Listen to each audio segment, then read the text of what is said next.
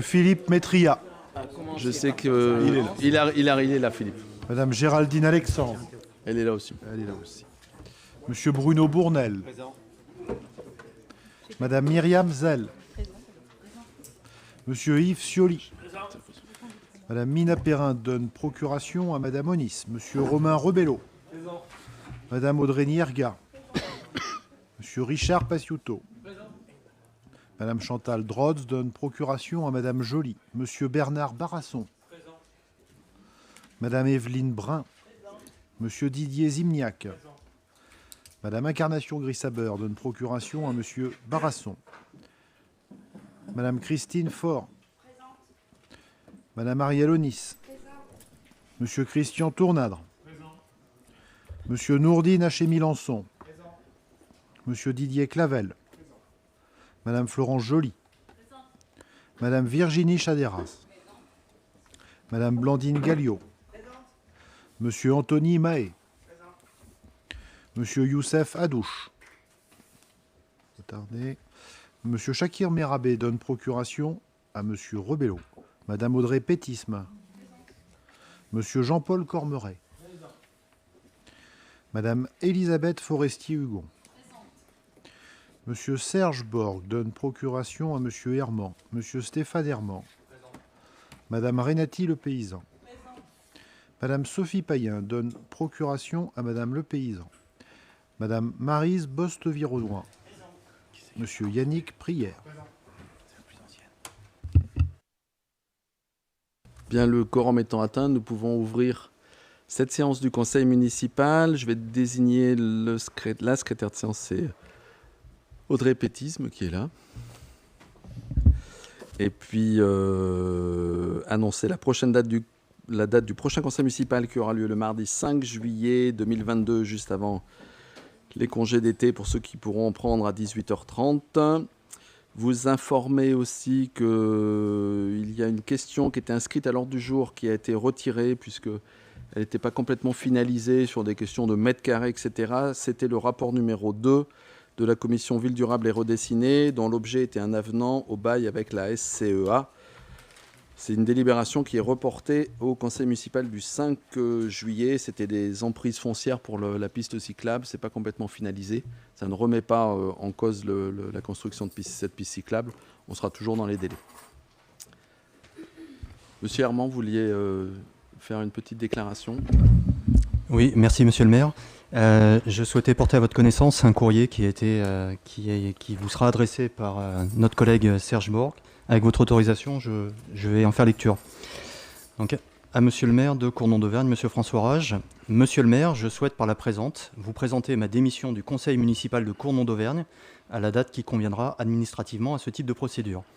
N'habitant plus sur la commune de Cournon-d'Auvergne, je ne peux plus jouer mon rôle d'élu au service de mes concitoyens cournonnais, ce qui motive cette démission. Je souhaite à l'équipe municipale toute la réussite que mérite notre ville de Cournon-d'Auvergne. Je saisis l'opportunité de cette lettre pour remercier un certain nombre de personnes et partager avec vous quelques réflexions. Mes pensées vont d'abord à la ville en elle-même, qui m'a accueilli pendant plus de 25 ans et qui m'a permis d'élever mes enfants dans un cadre sécurisé et verdoyant. Le niveau d'équipement de la ville nous a permis, ma famille et moi, de nous épanouir au sein de multiples associations et activités. Je souhaite remercier en premier lieu les Cournonnais pour leur confiance et leur écoute, grâce à qui nous participons à la gestion de la ville. Notre groupe Mouvement pour Cournon contribue activement et positivement au développement de la ville et au bien-être de ses habitants. Je souhaite remercier les personnes de notre mouvement, Stéphane Herman, Renati Le Paysan et Sophie Payen, qui sont au service de notre ville et de nos concitoyens. Je souhaite enfin remercier l'équipe municipale avec laquelle nous avons souvent pu dépasser des visions différentes de la politique et éviter des clivages inutiles. Nous avons pu travailler avec un esprit serein et constructif. Je ne citerai pas toutes les personnes qui m'ont marqué, mais retiendrai quelques prénoms, Philippe, Géraldine, Blandine, Chantal. Néanmoins, des points de divergence restent à traiter. Le premier point est l'écologie. Au-delà des discours partisans et destinés à ses propres intérêts tels qu'entendus régulièrement dans ce cénacle, l'urgence climatique est une réalité qui s'impose à nous. Il est urgent non seulement de préserver ce qui nous reste de nature, mais également de la restaurer. Aussi, il est urgent d'arrêter d'artificialiser les sols de Cournon et de constituer un vrai plan de sauvegarde.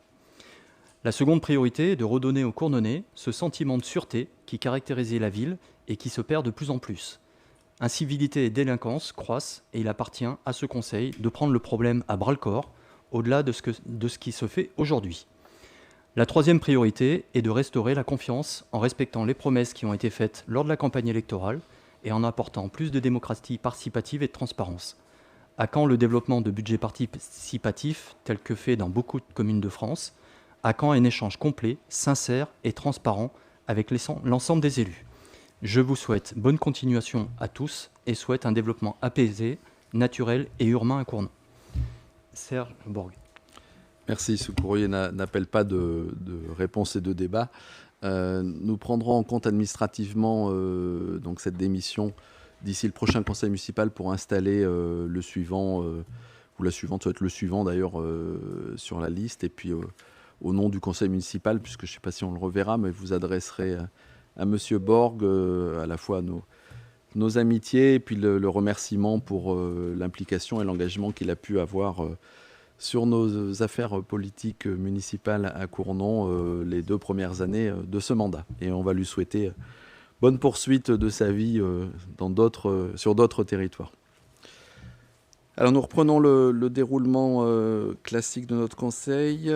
Je dois d'abord mettre à l'ordre du jour, enfin pas à l'ordre du jour, à la délibération, le procès-verbal de la réunion du 5 octobre 2021. Ce procès-verbal appelle-t-il des commentaires, des réflexions?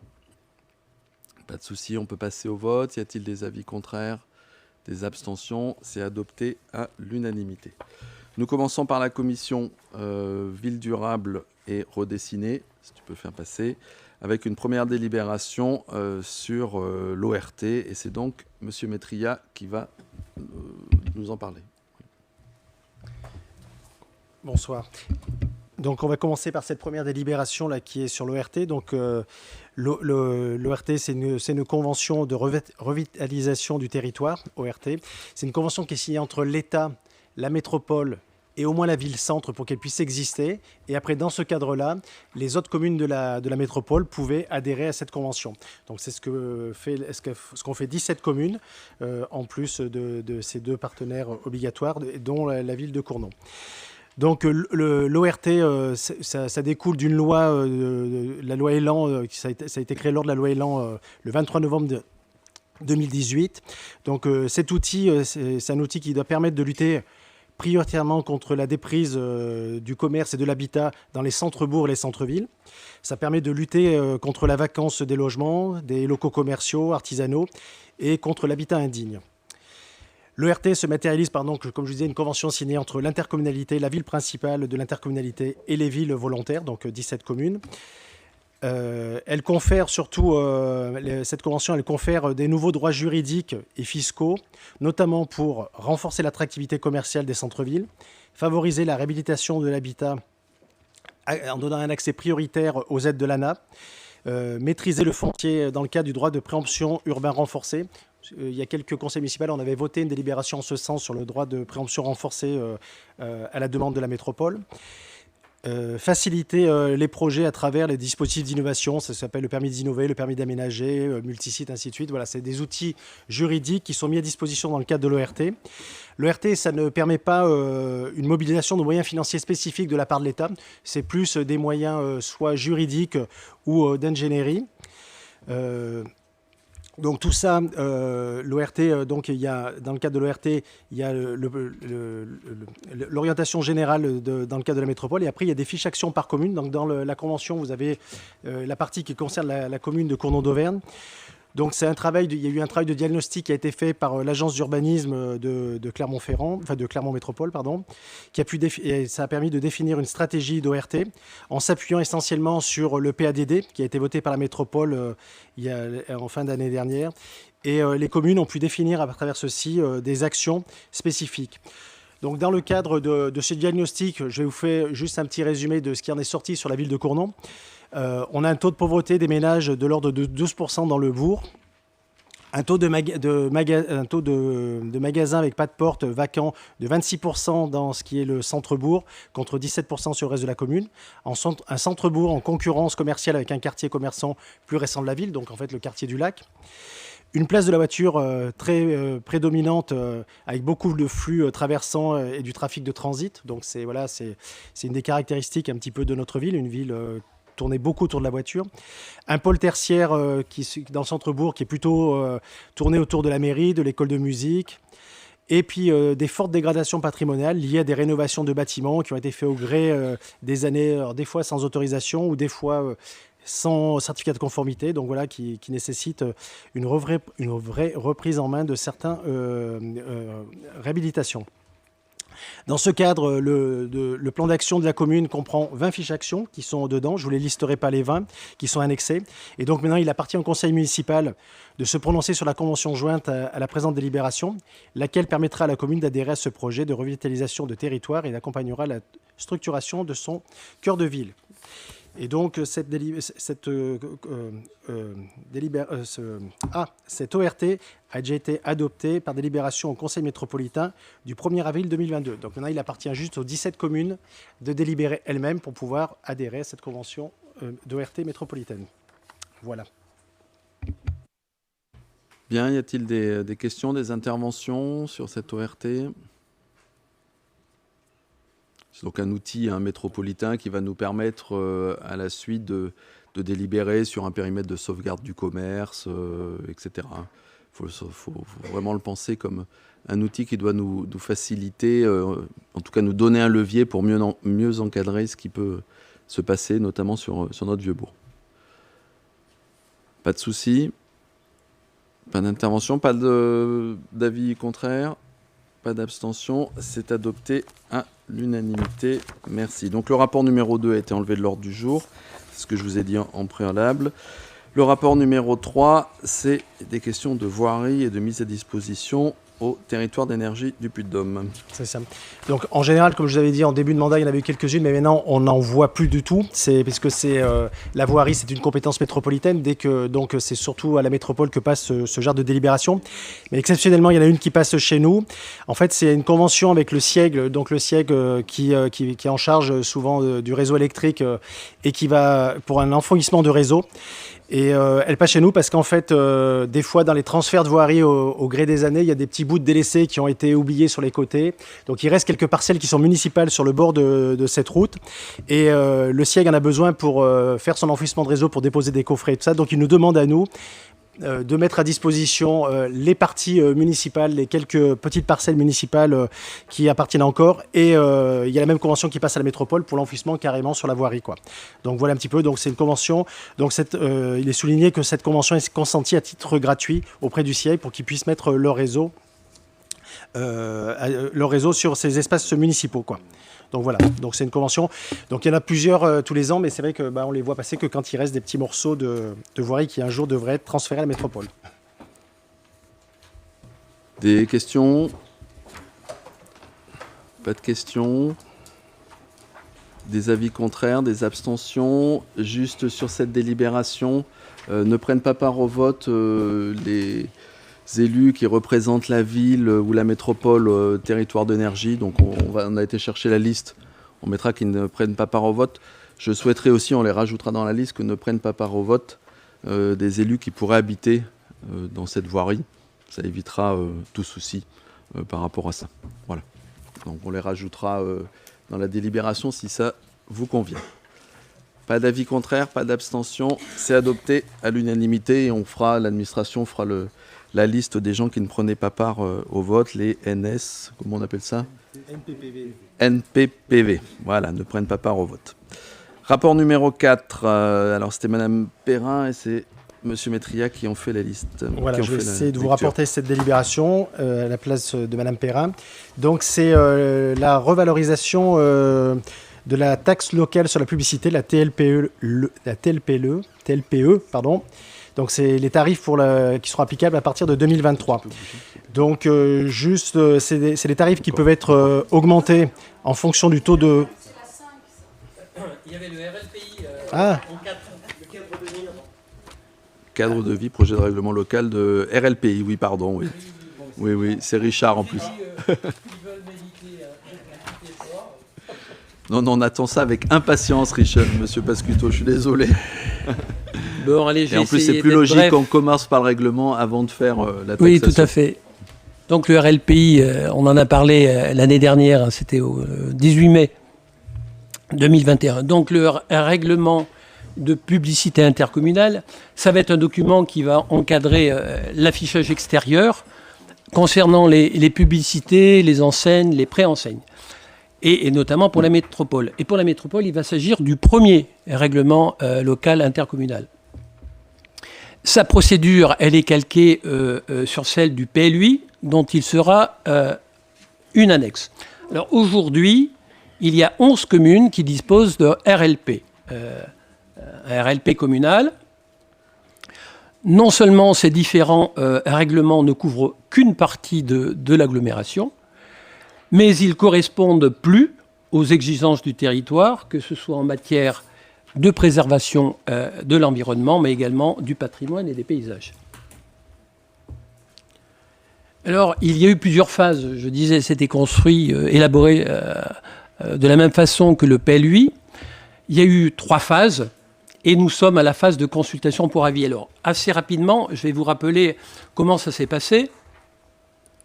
Sur la phase de diagnostic, dans un premier temps, il y a un inventaire exhaustif sur la publicité qui concernait la pub et les préenseignes. Il a été réalisé à l'automne 2018. Donc cet inventaire, il s'est porté sur les zones à enjeu du territoire de l'agglo, donc les zones d'activité économique, les zones commerciales, les axes, les entrées de ville et les centres-villes. Donc pour chaque dispositif, ont été retenues les caractéristiques suivantes, donc le type de dispositif, publicité, préenseigne, le nombre de faces, la hauteur et la largeur du support, la surface de la fiche publicitaire et son encadrement. Dans un second temps, il s'est agi de déterminer la place de l'affichage extérieur dans le paysage et de son influence sur notre cadre de vie. Sur l'ensemble des 21 communes du territoire, 1508 dispositifs, publicité préenseigne, ont été recensés sur les axes qui ont été investigués. Donc sur ces dispositifs, la pub est largement prédominante. Elle représente 85% contre 15% pour les préenseignes. Et concernant le mode d'implantation, c'est savoir si c'est scellé au sol, en mur, en façade, etc., etc., une forte majorité se trouve implantée directement sur le sol.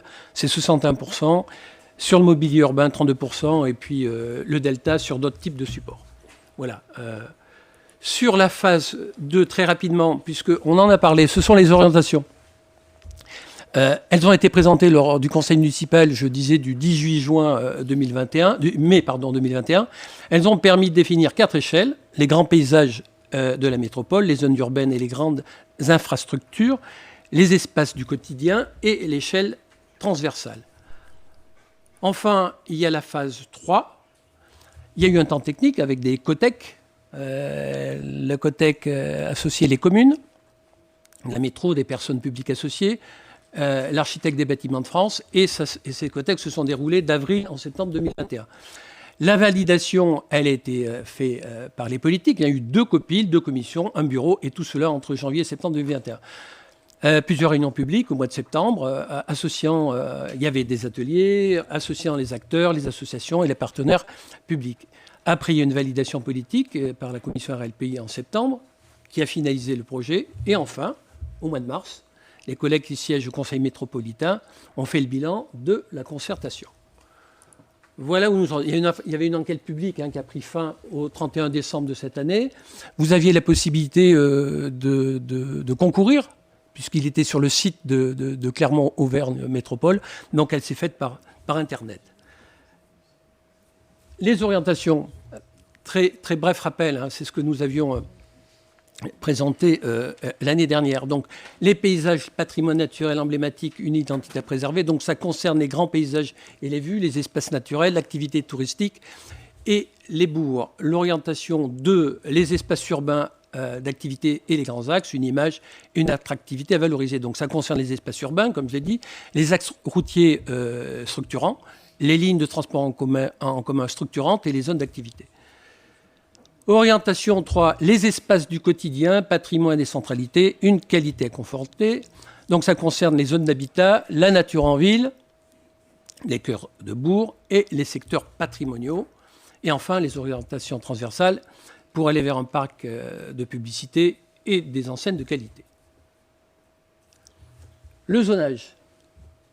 Il y a 4 grandes zones et 2 trams. Alors, je ne sais pas si vous les voyez, mais celle qui est sur la carte, j'allais dire, à ma gauche, elle est en verte.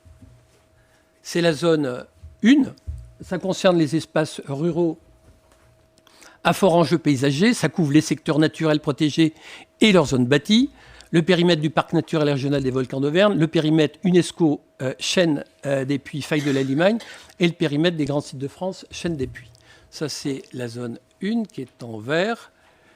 Nous avons la zone 2 qui couvre les espaces urbains, les cœurs de ville, les cœurs de bourg. Celle qui est, bon, vous ne le voyez pas, mais c'est une zone orangée. Hein. Vous avez la zone 3, celle qui est en bleu. Vous voyez, ça doit être le Brézé en haut. Il y a la zone de l'entrée de Clermont, l'entrée de Cournon, qui est plus basse, toutes nos zones industrielles. Donc cette zone, elle couvre les zones d'activité, elles sont commerciales, artisanales et industrielles. Voilà. Et donc enfin, il y a une 4e zone, mais donc c'est celle qui reste. Donc forcément, alors elle est en grise, on ne la voit pas très bien, mais elle couvre les espaces qui sont hors agglomération. Et donc qu'est-ce que ça va donner sur Cournon? Je vais terminer là-dessus. Donc si on regarde le centre-bourg, alors cette zone, elle couvre le cœur historique de la ville. Dans cette zone, la pub est supportée uniquement sur du mobilier. Dans ce cadre, les enseignes scellées au sol sont interdites. Seuls les chevalets restent autorisés. Il y a des enseignes en toiture qui sont interdites. Le nombre d'enseignes est limité à 2 par façade commerciale et leur surface maximale est fixée à 10% de la façade. Enfin, les enseignes lumineuses sont autorisées à condition que les éclairages soient réalisés à l'aide de rampes linéaires ou par rétro-éclairage. Ça, c'est pour le bourg. Il y a la zone 2, c'est la zone de l'habitat. Donc, la zone B2, elle concerne les espaces bâtis agglomérés, comme on dit, qui ne correspondent ni à des cœurs de ville, ni à des zones d'activité. Ce sont principalement les espaces résidentiels de la commune. L'affichage extérieur est limité en nombre. Le règlement favorise des gabarits et des règles améliorant l'insertion dans les tissus urbains. Donc, il y a des dispositifs qui sont réduits à 4,7 m², 4 m² d'affiches pour le mobilier urbain. Les enseignes au sol sont admises mais limitées à 2 m² et 3 m de hauteur. Et enfin, les enseignes en façade sont limitées à 3 par façade. Leur surface est fixée à 15% maximum de la façade. Ça, c'était la zone 2. On a la zone d'activité, donc c'est la zone 3. Donc, pour vous indiquer à quoi elle correspond, donc c'est la zone d'activité et les secteurs urbanisés de la plaine de Sarliève. Donc, il y a la rue de la Fave, c'est celle qui est vraiment derrière SCP. Hein. CSP. CSP, j'ai dit SCP. Oui, CSP, oui. Ma langue a fourché. Il y a la rue de Sarliève, la rue du Bois-Joli, la Grande Halle d'Auvergne, évidemment, ainsi que la zone d'équipement située de part et d'autre du boulevard de Broglie. De Broglie, mais on dit de Broglie. C'est en italien. C'était des Italiens, d'origine italienne. Dans cette zone, tous les dispositifs publicitaires sont autorisés au sol, murs sur mobilier urbain, mais leur format est limité à 8,9 m². Donc 8 m² d'affiches pour le mobilier urbain. La pub numérique est admise sur le mobilier urbain, mais elle est limitée en surface à 2 m². L'encadrement des enseignes permet l'implantation d'un dispositif au sol par activité, surface maximale de 6 m², portée à 8 m² en cas de mutualisation. Donc le nombre de la surface des enseignes en façade reste régi par les dispositions du Code de l'environnement. Les enseignes numériques et celles en toiture sont interdites. Enfin, les enseignes lumineuses sont autorisées à condition que les éclairages soient réalisés à l'aide de rampes linéaires ou par rétroéclairage. Ça, c'était la zone 3. La zone 4, donc, c'est hors agglomération. Donc, la pub est interdite. Hein, l'implantation des enseignes encadrées. Dispositif au sol interdit. Enseigne en façade limitée à 10% de la surface de la façade commerciale. Enseigne lumineuse interdite. Voilà. Il y a la trame patrimoine. Je vais terminer par les 2 trames. Donc, la trame patrimoine, donc, elle couvre le secteur du château de Sarliève. Pour préserver ce secteur, la publicité y est interdite, hors mobilier urbain inférieur à 2 mètres carrés, ainsi que les enseignes au sol. Les enseignes en façade limitée à 2 doivent respecter une surface maximale d'occupation de 10% de la façade à remplir et de remplir des conditions de qualité. Enfin, la trame entrée de ville, donc, elle restreint l'affichage extérieur à la route de Clermont et l'avenue du Maréchal Leclerc. Ça concerne le mobilier urbain d'une surface de 2 mètres carrés maximum. Les enseignes au sol sont également limitées à 2 mètres carrés et au format de totem. J'ai fini la présentation. Très bien, merci, parce qu'avec ces quelques diapositives, on mesure à la fois le dispositif général et les conséquences, enfin la déclinaison sur notre ville. Alors, des interrogations, des commentaires, allez-y. Monsieur Pascuto, il faut éteindre votre micro. Ça ne génère aucune discussion? Non? Vas-y. Je peux dire, j'ai participé à quelques réunions et à quelques copies, mais les communes ont eu largement le moyen de s'exprimer. Donc, à plusieurs reprises, il y a eu des remarques. Évidemment, c'était un dialogue entre les professionnels, ceux qui sont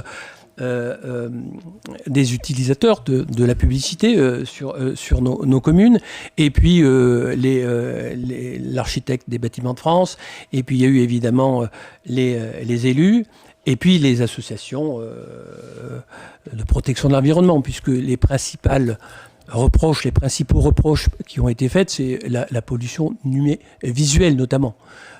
Et donc il a fallu rationaliser cela. Et puis vous savez que au-delà de notre territoire de Cournon, vous avez la chaîne des Puys qui est maintenant au patrimoine de l'UNESCO. Donc il a fallu réduire drastiquement et réglementer les affichages. Mais je crois qu'il y a eu un accord au niveau des élus de la métropole, puisqu'on est tous sensibilisés à cela. J'ai dit tout à l'heure, il y avait 11 communes, il y en avait 10 qui n'avaient pas de règlement. Hein. Donc on s'est mis d'accord. Voilà. Et il y a eu presque 3 ans entre l'élaboration, la discussion, les associations. Donc ça a été un parcours et un exercice démocratique. Bien. Simplement ajouter que c'est une des valeurs ajoutées de la métropole, avoir une cohérence sur ce type de règlement. C'est-à-dire ne pas basculer parce qu'on est à Aubière et qu'on passe à Cournon avec des dispositifs qui ne sont pas les mêmes, ou de Cournon à Lande, ou de Lande à Aulnat.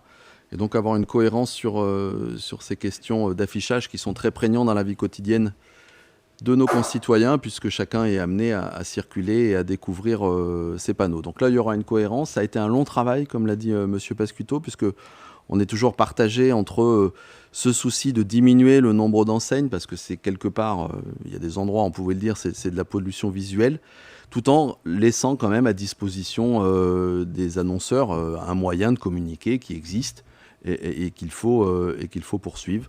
Donc le réduire, mais le maintenir, avec une différenciation selon les endroits. Il est évident qu'on ne communique pas de la même façon quand on est dans la chaîne des volcans que quand on est en zone industrielle ou dans le cœur de ville.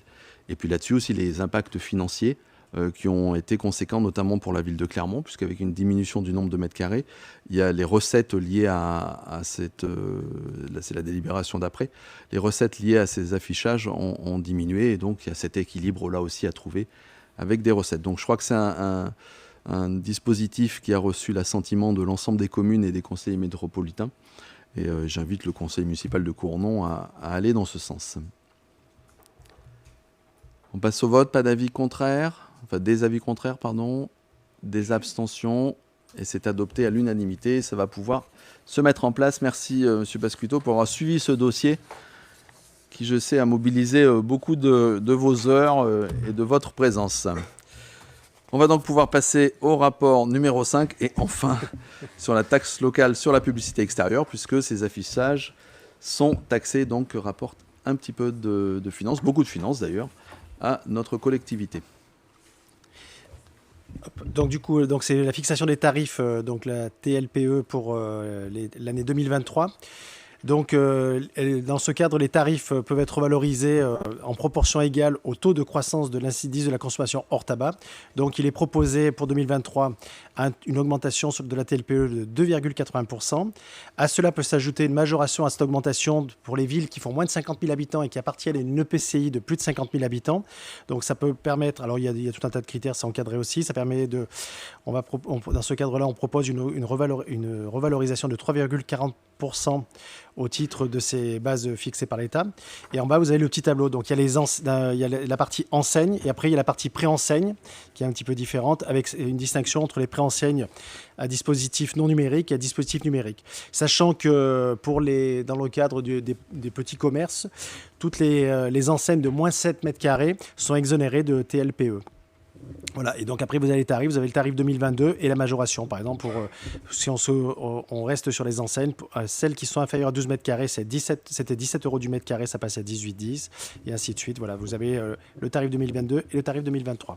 Donc il est proposé de voter ces nouveaux tarifs pour l'année 2023. Des commentaires? Vas-y, Madame Forestier-Hugon.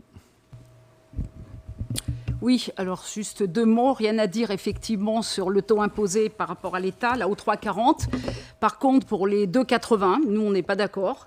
Pour nos entreprises, la situation économique n'est pas simple ces dernières années et encore aujourd'hui, donc un effort pourrait être fait dans ce sens. Donc nous voterons contre cette délibération. Très bien, d'autres commentaires? Monsieur Herman. Oui, merci Monsieur le maire. Peut-être une petite précision qui fera le lien avec la délibération précédente. Il est nécessaire, bien évidemment, d'harmoniser cette pollution visuelle, de la réduire. Donc c'est la raison pour laquelle nous avons souhaité voter favorablement cette délibération. Par contre, une augmentation effectivement des montants imposés auprès des entreprises, quand on regarde effectivement les différences de tarifs, ça ne va pas changer la face du monde. Je trouve que par principe, il faudrait ne pas les augmenter. On est dans un contexte économique qui est tendu, aussi bien pour les particuliers que pour les entreprises. Et à mon avis, ce n'est pas terminé pour eux. Donc pour ces raisons, nous voterons contre cette délibération. Très bien. D'autres interventions?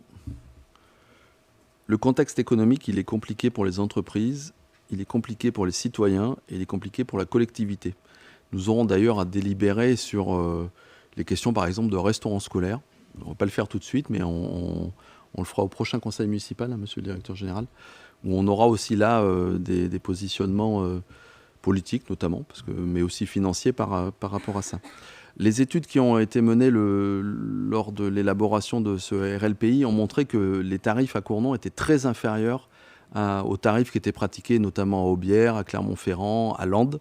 Je me souviens même d'ailleurs du cabinet d'études qui a dit mais Cournon peut baisser le nombre de panneaux parce que de toute façon il y a un tel gap, enfin il y a une telle, comment on peut dire à la place de gap, il y a une telle marge qu'on peut utiliser pour augmenter les tarifs, pour essayer de rattraper la moyenne simplement de la métropole, que ça ne mettra pas leurs finances en difficulté. Donc on a aujourd'hui des tarifs qui sont inférieurs. On peut toujours considérer qu'ils sont trop importants, mais qui sont inférieurs. C'est donc pour ça qu'on vous propose d'essayer de se réactualiser un peu avec des sommes qui restent, me semble-t-il, admissibles. Et surtout, ce à quoi on tient, c'est cette gratuité pour les moins de 7 mètres carrés qui permettent à notre commerce de proximité de ne pas être impacté par cette taxe locale sur la publicité extérieure. Je maintiens donc cette délibération telle qu'elle. D'autres commentaires ? Monsieur Pasquito, mettez votre micro. Sur les tarifs, puisque, comme vous venez de le dire, monsieur le maire, nous sommes vraiment, nous pratiquons des tarifs très bas. Et si on prend par exemple sur les surfaces inférieures à 12 mètres carrés, Clermont est à 31,40 €. Donc nous, on était à 16,30 €, on va l'augmenter. À Parlande, qui est à 15,70 €, mais ils n'en ont pas beaucoup. Aubière, 20,60 €, Beaumont, 20,80 €. Toutes les autres communes sont supérieures à nous sur les surfaces plus importantes. C'est du simple au double vis-à-vis de Clermont. Par exemple, je terminerai là-dessus, sur les entre 12 et 50 mètres, il n'y en aura pas beaucoup. Ça peut être sur des façades. 62,80 € sur Clermont. Sur Cournon, 32,60 €. 41 € sur Aubière, 41,60 € sur Beaumont. Voilà, donc ils pratiquent des prix largement supérieurs aux nôtres, et donc c'est vrai que l'augmentation est très faible. Je propose de passer au vote. Des avis contraires, donc 4 et 4, 8, vous avez voilà, ça fait 8. Des abstentions, c'est adopté, je vous en remercie. Nous changeons de commission, la commission Ville Pratique, et donc c'est les questions de finances. C'est toujours M. Pasquito sur l'admission en créance éteinte de produits irrécouvrables.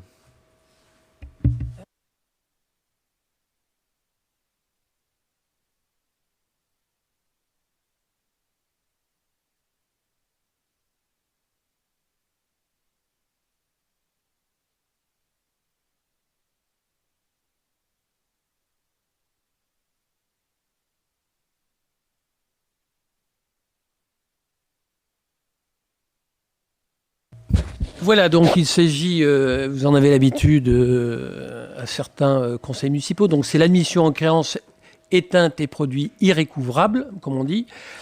Donc il est demandé de faire des admissions en créance éteinte, puisqu'en général, hein, c'est pas nous, hein, c'est le trésorier qui constate le receveur municipal qui constate qu'il n'est pas possible de recouvrir ses créances. Donc, elle s'élève pour l'accueil périscolaire à 323,56 €, la restauration scolaire 1868,36 € et le conservatoire 300 €. Donc, le total s'élève à 2491,92 €. Donc, il est demandé de se prononcer favorablement sur l'admission en créance éteinte des sommes mentionnées ci-dessus.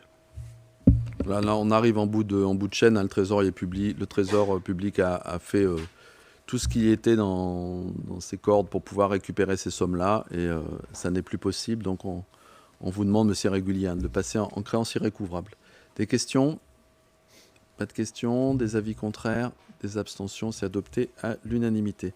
Rapport numéro 7, Madame Evelyne Brun, sur le dépôt d'une demande de permis de construire pour le camping. Oui, alors cette délibération concerne le dépôt d'une demande de permis de construire pour la construction d'un auvent pour le camping. Alors, il s'agit d'un auvent en bois d'une superficie de 100 mètres carrés qui sera implanté à proximité du terrain de pétanque et qui permettra d'accueillir des campeurs lors de diverses manifestations et animations. La toiture monopente supportera des panneaux photovoltaïques qui compléteront le dispositif d'autoconsommation d'une puissance de 18 kW. Et vous êtes invité à autoriser Monsieur le maire à déposer cette demande de permis de construire. Bien, la saison s'annonce bien au camping, Madame Brun? Oui, c'est déjà beaucoup loué. Très bien, et on va Juillet, fêter. plein. Vous pouvez annoncer qu'on va fêter les 60 ans du camping, puisque le camping a été inauguré en juin 1962. Donc le 18 juin 2022, on fêtera les 60 ans. Et vous êtes invités à participer. Ce sera l'occasion de faire un peu de souvenirs et de passer un temps convivial au camping. Vous recevrez une invitation. Des questions? Pas de questions? Des avis contraires? Des abstentions? Merci beaucoup. Et Madame Brun, préparez-nous bien cette fête. Mais elle n'écoute pas. Préparez-vous bien. C'est pas possible, ça. Madame Brun, maintenant qu'on a voté, vous nous préparerez bien cette fête pour qu'on passe un joli moment sur ce camping. Oula.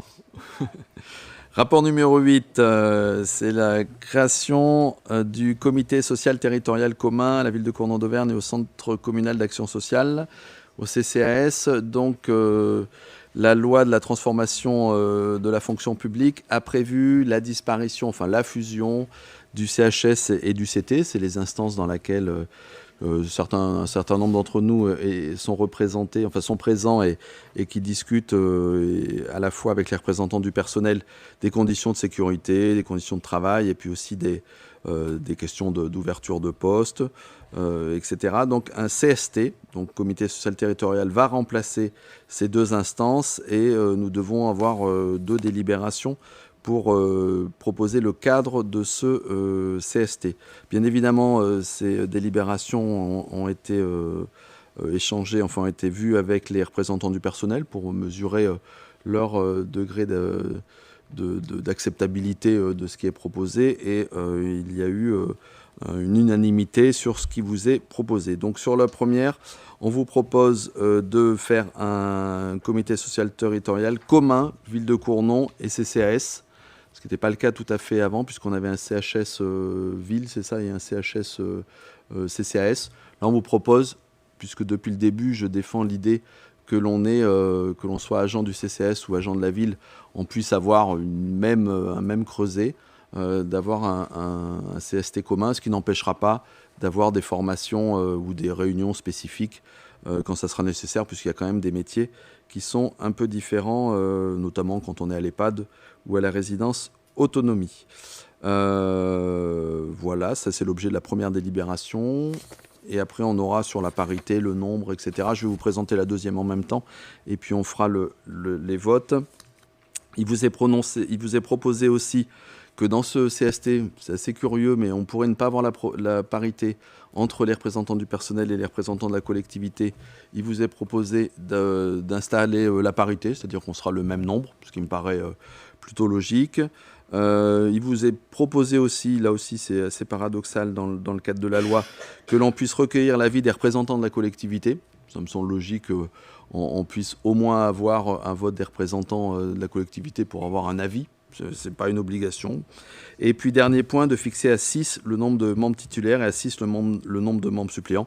On s'appuie sur ce qui existait avant, ce qui permettra à chacun de trouver sa place. Ça nous obligera, nous, à reconsidérer les délégations. On restera sur le même équilibre politique qu'on avait pu proposer pour mettre en place le CHS et le CT. Donc il y aura 4 élus de la majorité et un élu titulaire suppléant à chaque fois de chacun des groupes d'opposition.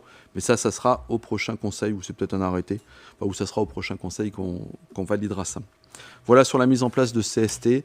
On va espérer qu'il soit aussi efficace et que pouvait l'être le CT et le CHS, et que ça soit toujours un lieu d'échange et de construction positive entre les représentants du personnel et les représentants de notre collectivité.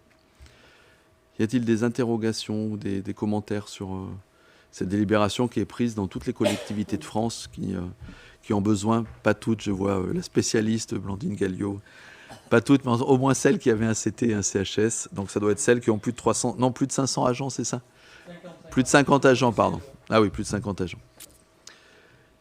Pas de souci, je vous propose de passer au vote sur le rapport numéro 8, donc la création de ce CST commun, des avis contraires, des abstentions, c'est adopté à l'unanimité.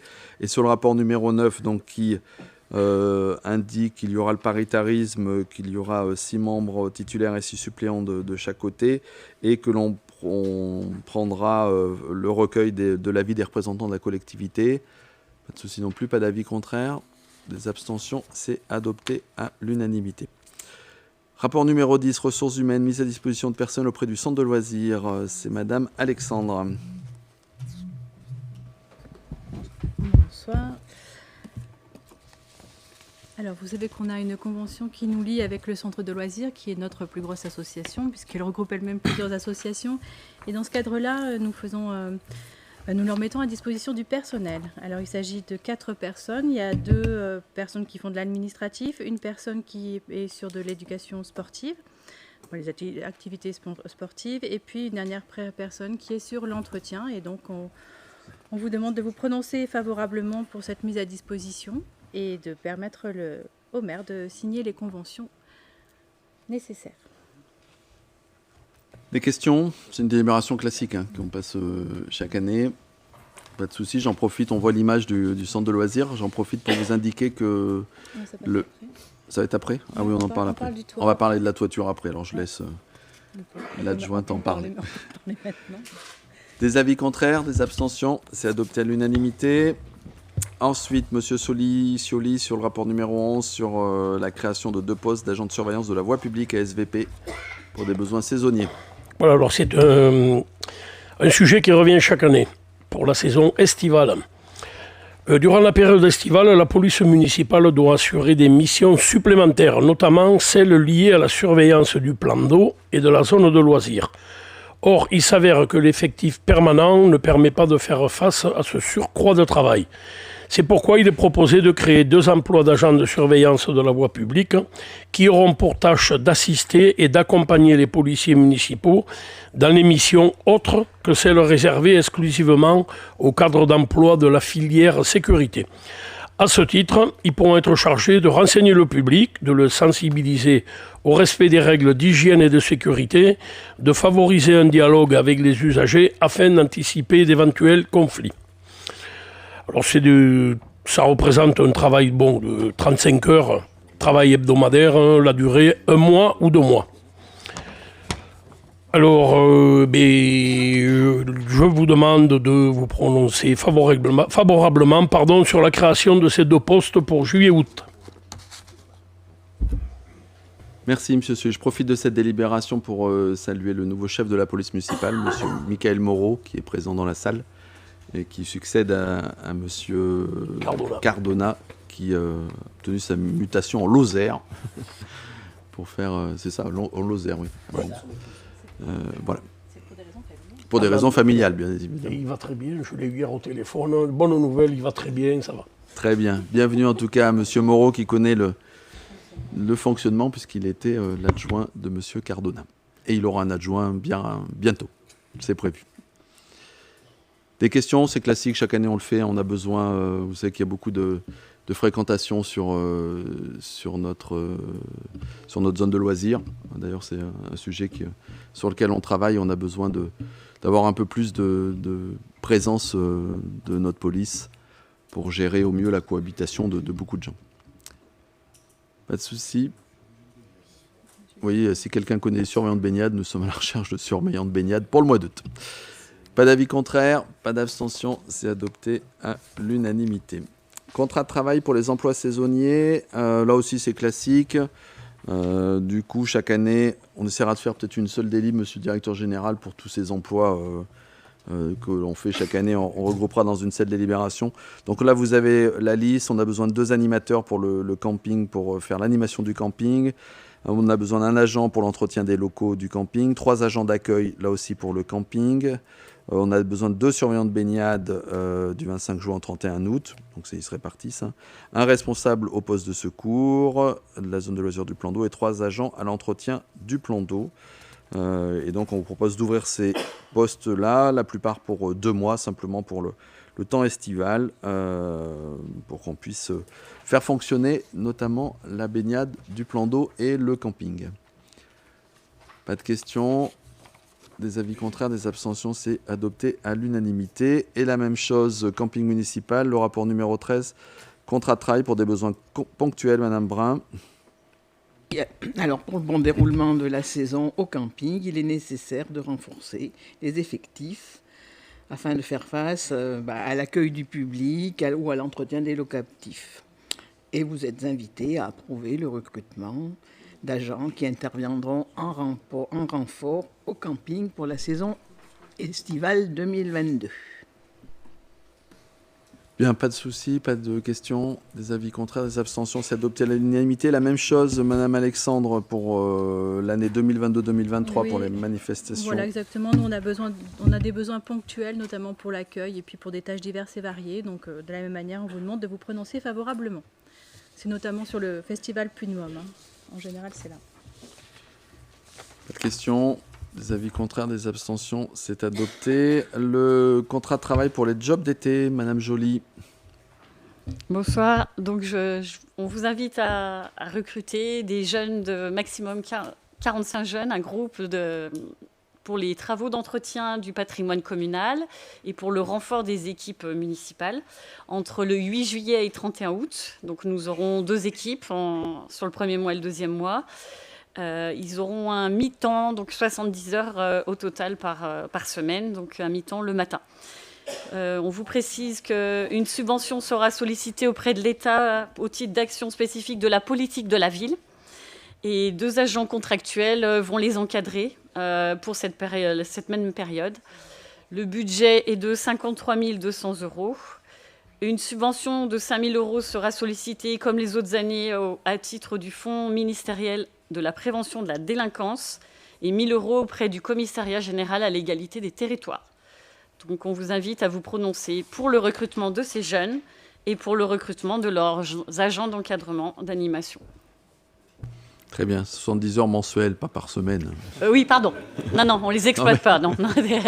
Pardon. Non, désolé.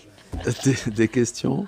C'est un dispositif qui existe depuis de nombreuses années et qui permet un premier pas dans la vie professionnelle pour des jeunes et une première rémunération qui leur permet peut-être, j'espère, soit de partir en vacances, soit de passer leur permis, soit d'économiser pour l'année de leurs études, les années d'études qui vont suivre. Ça fonctionne plutôt bien, c'est bien encadré, on peut le faire qu'une fois, voilà. Et c'est pour, avant tout, des coordonnées. Pas de questions, pas d'avis contraire, pas d'abstention, c'est adopté à l'unanimité. Merci. Le rapport numéro 16, recrutement d'enseignants pour l'encadrement des études surveillées. Madame Joly. Donc, on vous invite à pouvoir recruter des enseignants pour les études surveillées, pour la surveillance des enfants lors des temps périscolaires dans les écoles élémentaires. Donc, vous avez le détail de la rémunération qui vous a été communiqué. Donc, en suivant leur catégorie de l'éducation nationale, qui va de directeur d'école à professeur des écoles, vous avez un taux horaire qui est classique, comme les autres années, entre les heures d'enseignement, les heures d'études surveillées, les heures de surveillance. Donc, c'est contractuel. Du coup, on vous invite à pouvoir recruter ces enseignants pour la prochaine année scolaire 2022-2023. Très bien, pas de questions. Il y a quelques années, on commençait à ne plus avoir d'enseignants qui voulaient s'inscrire dans les études. Et aujourd'hui, on recommence à en avoir quelques-uns. Donc, c'est plutôt quelque chose qu'on trouve intéressant, puisqu'il y a aussi à un moment un lien avec l'enseignant, puis une capacité à encadrer les études, qui est des compétences particulières qu'ont les enseignants pour le faire. Pas de souci, pas d'avis contraire, pas d'abstention. C'est adopté. On n'a pas assez d'enseignants, donc on a une délibération suivante, Madame Joly. Voilà. Donc, du coup, on a besoin de compléter avec des emplois non permanents, donc des personnels qui ne sont pas issus de l'éducation nationale. Donc, pour les études surveillées, d'encadrer les enfants pour les aider à faire leurs devoirs avant de rentrer à la maison. Donc, du coup, c'est un emploi contractuel sur l'année scolaire, à nouveau 2022-2023. Et donc, nous vous invitons à pouvoir les recruter en renfort de nos équipes. Très bien. Pas de souci, pas d'avis contraire, pas d'abstention. Et c'est encore vous, Madame Joly, sur un autre dispositif, puisqu'on a beaucoup de dispositifs autour de l'école. Donc et là c'est sur l'accompagnement scolaire. L'accompagnement scolaire, du coup, donc c'est un dispositif notamment qui est financé partiellement par le dispositif de la CAF classe, contrat local d'accompagnement. Donc c'est un soutien scolaire gratuit dont bénéficient certains élèves des écoles élémentaires qui ont été reparés pour des difficultés d'apprentissage ou d'aide familiale, on va dire, quand ils ont des difficultés à pouvoir faire leurs devoirs à la maison. Donc on est sur une année scolaire également, le même dispositif du coup. Très bien, un dispositif qui rend beaucoup de services à quelques familles. Pas d'avis, pas de questions, pas d'avis contraire, pas d'abstention. Merci beaucoup. Et puis, la même chose sur le restaurant scolaire et les accueils périscolaires. Donc là, le dernier dispositif, on renfort également des équipes pour la surveillance des enfants au restaurant scolaire, donc sur la pause méridienne, et les accueils périscolaires du matin et du soir dans nos écoles, donc sur une année scolaire de la même manière, et là, avec une rémunération contractuelle également. Donc on vous invite à vous prononcer sur la création de ces emplois non permanents pour la surveillance des enfants. Voilà, ce qui nous permet d'ajuster aussi en fonction des absences, en fonction du nombre d'enfants dans les écoles, etc. Pas de souci, pas d'avis contraire, pas d'abstention. C'est adopté à l'unanimité. Merci Madame Joly pour la présentation de toutes ces délibérations. Madame Alexandre, sur les emplois du Conservatoire municipal de musique. Oui, alors c'est pour envoyer un joli piano, mais c'est fait exprès parce qu'on a besoin d'un complément au niveau du piano. On a 2 temps pleins, mais il nous faut un peu plus d'heures, donc ça équivaut à 6h30. Alors, c'est pour l'année qui vient, hein, mais ils ont déjà les perspectives puisqu'ils savent déjà les jeunes qui reviennent pour l'année prochaine au piano. Et donc, c'est du 1er septembre jusqu'au 31 août 2023. Voilà. On essaie de faire en sorte que ce soit le maximum de temps plein et de permanent hein, sur l'école de musique, mais ce n'est pas toujours le cas. Parfois, il faut aussi un peu plus d'heures. Pas de souci, pas de questions. Des avis contraires, des abstentions adoptées à l'unanimité. Le rapport numéro 21, c'est le tableau des effectifs, modifications et création de postes. Là aussi, c'est classique. Suite à des réussites de concours ou suite à la nomination dont on parlait tout à l'heure d'un chef de la police municipale. Donc, il n'y a pas de création en tant que telle. Sur la filière technique ingénieur principal, c'est parce qu'on ne sait pas si la personne recrutée sera dans cette catégorie d'ingénieur ou d'ingénieur principal. On ouvre les deux possibilités et après, on refermera bien sûr celle qui ne sera pas occupée. C'est que des remplacements ou des passages de concours. Il n'y a pas de création nette. Pas de souci, pas d'avis contraire, pas d'abstention. C'est adopté. Monsieur Bournel, pour la commission ville éducative inclusive et protectrice, pour une subvention exceptionnelle. Oui, bonsoir. Donc la délibération qui vous a proposée concerne donc une subvention exceptionnelle à l'association du service d'accompagnement migrants Auvergne, plus communément connue sous l'appellation SAMA. Vous savez qu'on accueille sur la commune des réfugiés ukrainiens, donc 17 personnes d'origine ukrainienne, 7 adultes, 5 adolescents, 4 enfants, un bébé, donc qui ont été accueillis par des particuliers. Et durant les vacances de Pâques, du 19 au 29 avril, l'association SAMA donc, a mis en place un atelier socio-linguistique pour permettre à l'ensemble de ces nouveaux migrants ukrainiens de gagner en autonomie, de faciliter leur démarche, de favoriser aussi la vie scolaire. Et donc la délibération qui vous est proposée, donc l'attribution d'une subvention exceptionnelle d'un montant de 1 040 € qui correspond à l'atelier donc socio-linguistique qui a été adressé à ces personnes ukrainiennes durant les vacances de Pâques. Voilà, vous précisez aussi que la ville a joué son rôle de solidarité, que ce soit en termes d'accueil au niveau des structures de petite enfance, au niveau de la halte garderie, au niveau de l'école, au niveau de la gratuité des transports via le SMTC, et au niveau donc, de l'attribution de bons alimentaires qu'on a signé au niveau du CCS. Merci, c'est bien de rappeler l'ensemble des actions qu'on a pu porter. Des questions? Pas de questions, pas d'avis contraire, pas d'abstention. Merci pour eux, parce que c'était important que cette acclimatation à notre pays puisse se faire aussi à travers la langue. Monsieur Rebello, sur le PLH, une partie importante de notre conseil municipal. Merci, monsieur le maire. Vous m'écoutez? Ça marche? Alors, programme local de l'habitat. À l'instar des autres communes de la métropole, nous allons évoquer ensemble les grandes lignes de cette délibération. Chaque conseil municipal de chaque commune devra se prononcer sur ce programme local de l'habitat pour la période 2023-2028. Je vais donc débuter par rappeler le contexte de mise en place de ce PLH. D'une part, les différentes évolutions législatives des dernières années positionnent la métropole en tant que chef de file de l'habitat. Elle devient donc de fait autorité organisatrice de l'habitat en disposant et du PLH et du PLUI, mais également en ayant la délégation d'attribution des aides à la pierre. La crise économique et sociale que nous traversons, qui découle en partie de la crise sanitaire, nécessite un soutien aux plus précaires et à l'économie locale, notamment au secteur du bâtiment, gros pourvoyeur d'emplois et de contrats d'insertion. Les politiques publiques doivent accompagner le secteur, mais également l'orienter. D'autre part, le dérèglement climatique nous oblige à repenser nos stratégies de développement. L'obligation de préserver les terres agricoles nous incite à lutter contre l'étalement urbain et à repenser nos modes de construction afin de reconstruire la ville sur la ville et limiter bien entendu l'impact de nouvelles constructions sur la biodiversité. Je vous rappelle que la loi climat résilience oblige les collectivités à atteindre dès 2050 l'absence de toute artificialisation des sols.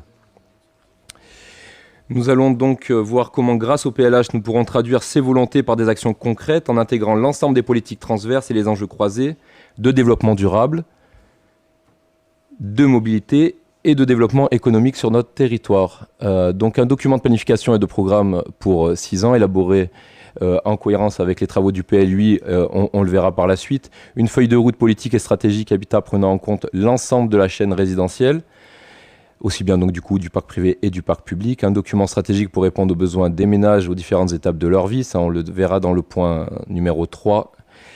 Un cadre de dialogue pour un projet commun à tous les acteurs locaux de l'habitat.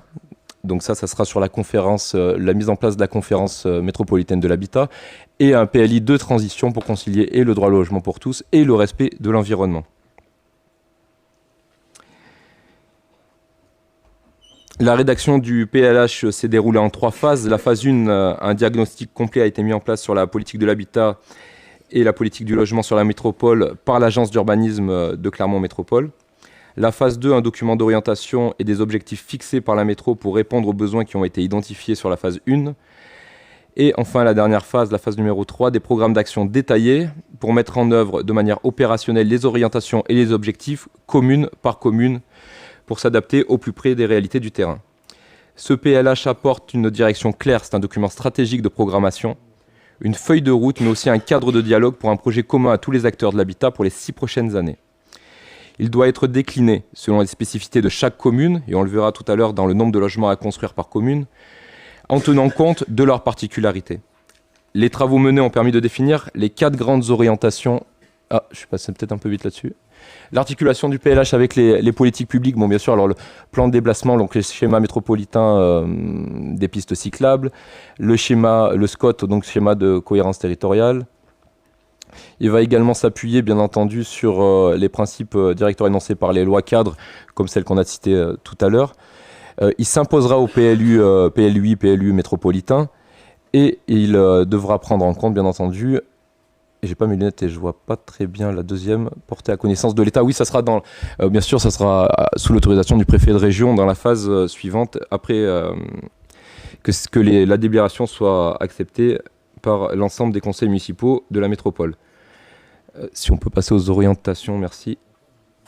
Donc les travaux menés ont permis de définir les 4 grandes orientations stratégiques.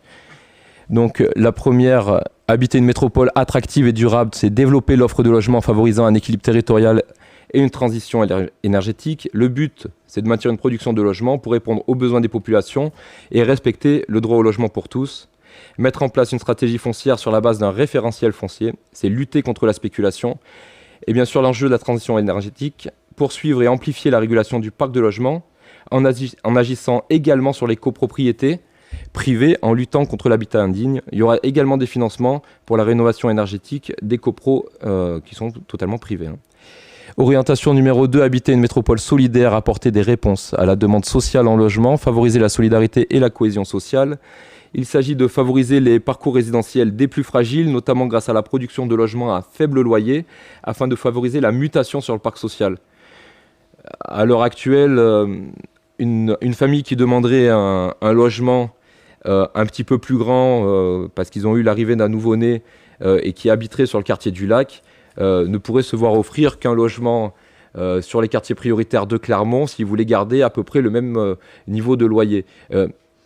On ne peut pas considérer que c'est un vrai parcours résidentiel. Il faut que toutes les communes de la métropole jouent le jeu et que la construction et la production de logements à faible loyer soient mutualisées et harmonisées à l'échelle de la métropole. L'ambition, c'est de déconcentrer ces zones-là qui regroupent actuellement les locataires du premier quartile, casser le cercle vicieux de la paupérisation de certains quartiers et faire entendre aux communes qui étaient jusqu'à là réfractaires, on le verra tout à l'heure et je cible personne, enfin quoique, l'intérêt pour nos concitoyens de pouvoir accueillir, surtout pour nos concitoyens, du logement très social sur leur territoire, parce que c'est avant tout cela faire métropole. L'orientation numéro 3, habiter une métropole citoyenne et innovante, rendre les habitants acteurs de leur parcours résidentiel et de la qualité de leur logement. Ça, c'est réfléchir à 15 ans et être novateur dans les propositions. Quel sera l'habitat de demain? Comment mieux répondre aux attentes de notre jeunesse, de nos étudiants, au vieillissement de la population? Comment adapter les logements? Quel type de typologie construire en fonction des demandes? Une réflexion autour du maintien dans le logement pour le 4e âge et envisager des appartements adaptés pour l'hospitalisation à domicile. L'orientation numéro 4, une métropole pilote de l'habitat, assurer le pilotage, le suivi et l'observation de la politique de l'habitat. C'est un point très important, un changement de paradigme. Nous aurons une métropole pilote qui appliquera la volonté politique, la volonté des élus en assurant un pilotage, un suivi et une observation de ce qui sera mené donc, du coup, à travers la création de l'Observatoire métropolitain de l'habitat. Enfin, pour que l'on puisse avoir des enjeux partagés avec les acteurs du secteur, la conférence métropolitaine de l'habitat deviendra pérenne. Cette instance permettra aux élus communaux et métropolitains d'échanger en présence des services de l'État, des acteurs du secteur privé et public et de l'écosystème du logement, associations, les locataires, les lotisseurs, les promoteurs. Voilà pour une présentation générale du PLH. Je vous propose maintenant de faire un focus sur notre ville et de voir comment ce PLH va se traduire sur Cournon d'Auvergne. Donc là, on est sur la production de logements à l'échelle du territoire. 12 000 logements, ce n'est pas seulement sur Cournon. Une répartition dont l'objectif est entre les communes, donc tenant compte des capacités à produire, des dynamiques. Bien sûr, ça comprendra également l'espace foncier disponible, des objectifs de production adaptés au logement social, un principe de contribution de toutes les communes, et c'est vraiment important, à la production de logements sociaux et d'accession abordable. Donc c'est tout ce qui est accession sociale, avec tout ce que ça a d'intérêt sur la TVA 5,5, une exonération de la taxe foncière et bien entendu des crédits à taux préférentiel pour les primo-accédants. Sur la commune de Cournon,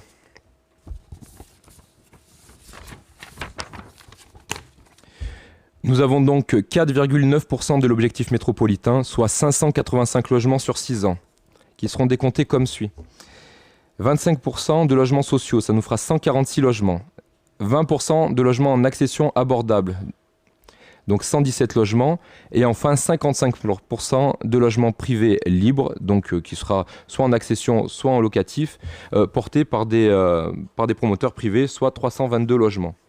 43% en renouvellement urbain et diffus, 17% seulement en extension urbaine.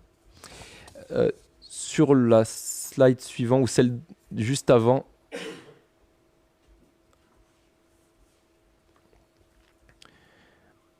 voilà, on peut voir le travail qui avait été engagé sur les mandats précédents par les équipes municipales qui nous ont précédés. Pour une commune de Cournon d'Auvergne, on a un objectif de production annuelle de 97 logements. La métropole nous oblige, ou nous demande, nous conseille de rester sur les 25% de logements sociaux. J'aimerais porter votre attention sur Chamalières, 76% de logements sociaux à construire sur leur volume global. Serra, 78%, Beaumont, 53%, Roya, 39%. Ça montre également que voilà, les élus des mandats précédents ont fait le boulot, ont travaillé avec les bailleurs pour pouvoir mettre en place du logement abordable sur notre commune. Et enfin, la dernière slide pour la validation et la mise en place de ce PLH. Alors, donc après adoption des délibérations de l'ensemble des communes, nous aurons la phase 2, deuxième arrêt du PLH et en conseil métropolitain le 24 juin. Transmission au préfet de région pour validation lors du comité régional de l'habitat et de l'hébergement. Ensuite, nous aurons le troisième arrêt du PLU, donc du coup, l'affichage dans tous les EPCI et dans les mairies pour une mise en place au 1er janvier 2023. Merci, monsieur Rebello. C'est ça de vouloir faire le jeune et pas mettre ses lunettes. Voilà. Je les avais emmenés. Bon, vous l'aurez compris, ce plan local de l'habitat nous permettra de garantir le droit au logement, l'égalité à l'accès au logement social sur l'intégralité du territoire de la métropole, l'équilibre territorial, les enjeux de mixité. C'est un outil de protection indispensable si nous voulons développer de manière équilibrée et contrôler l'habitat sur notre métropole. Et donc du coup, voilà, je laisse place au débat s'il y a lieu. Très bien, merci pour cette présentation qui là aussi est identique dans l'ensemble des conseils municipaux et qui s'est passée aussi au conseil métropolitain. Alors, je suppose qu'il y a peut-être bien des interventions sur ce PLH. Madame Forestier-Hugon. Moi, j'ai une question. Quels sont les critères qui ont défini la part de 4,9% pour la commune de Cournon? Si je peux avoir un éclairage là-dessus. Monsieur Rebello, je vous laisse répondre. Dans les documents que vous avez pu avoir avec l'intégralité des docs du conseil municipal de ce soir, vous avez accès aux données détaillées de la commune sur la fiche communale d'observation métropolitaine de l'habitat. En fait, on se base sur l'existant, qu'est-ce qui est déjà existant sur notre ville, et l'espace foncier qui reste sur notre ville. Et également les structures, les infrastructures qui nous permettent d'accueillir de nouveaux habitants. À partir de là, il y a eu un ratio qui a été fait par les services métropolitains en cohérence avec les services de l'État, et donc du coup, ça nous a donné ces chiffres. Voilà, 79% de logements sociaux à construire sur Chamalières, ils étaient clairement en déficit. Donc du coup, on a augmenté leur quota. Il y a d'autres communes comme Orsine, par exemple, où on est resté à 25%, même s'ils ont beaucoup de surfaces sur lesquelles ils pourraient construire, potentiellement, ils n'ont pas les infrastructures pour accueillir des nouvelles familles. Tout ça a été vraiment travaillé très finement pour pouvoir vraiment être au plus près des attentes des maires et des conseils municipaux aussi, et pas surcharger ou leur imposer des contraintes sur l'exercice de leur mandat.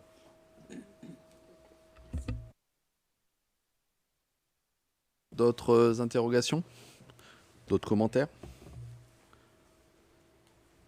C'est une politique majeure de la métropole, le logement social. Et c'est à travers ce PLH que l'on peut réussir à aménager l'ensemble du territoire métropolitain de façon, on va dire, plus harmonieuse pour que chacun puisse avoir un parcours résidentiel à la fois dans sa commune et à la fois dans la métropole. On a un travail aujourd'hui, et je remercie M. Rebello, très actif et très positif avec les bailleurs sociaux qu'on rencontre régulièrement et avec lesquels on réussit à avoir des dispositifs. Je pense notamment sur les prochaines constructions de mixité sociale qui s'inscrivent à l'appartement. On n'est plus dans les années 70, c'était des quartiers entiers. Après, ça a été des immeubles au sein d'autres immeubles ou des cages d'escalier au sein d'autres cages d'escalier. Aujourd'hui, on est à l'appartement au sein d'une copropriété.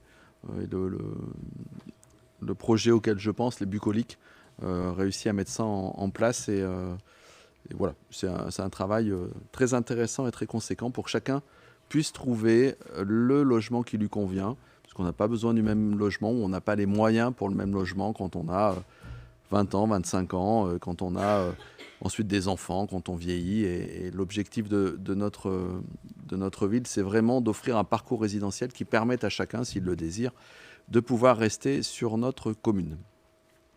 J'attire aussi votre attention sur le nombre de logements, puisque quand je me rappelle d'élections municipales où on accuse, où on porte un jugement sur Cournon-Béton, c'est aussi lié à ces objectifs qui nous sont fixés, hein, à la fois par l'État et par la métropole. 97 logements par an, c'est ça. Donc ça fait quand même quelques constructions à faire dans l'année, là tout confondu, un logement social et autres, en sachant que, comme on le disait tout à l'heure, 2035, on ne pourra plus couvrir que 50% de nos terres non urbanisées, 2050, 0%. Donc il faudra, on sera contraint de reconstruire la ville sur la ville.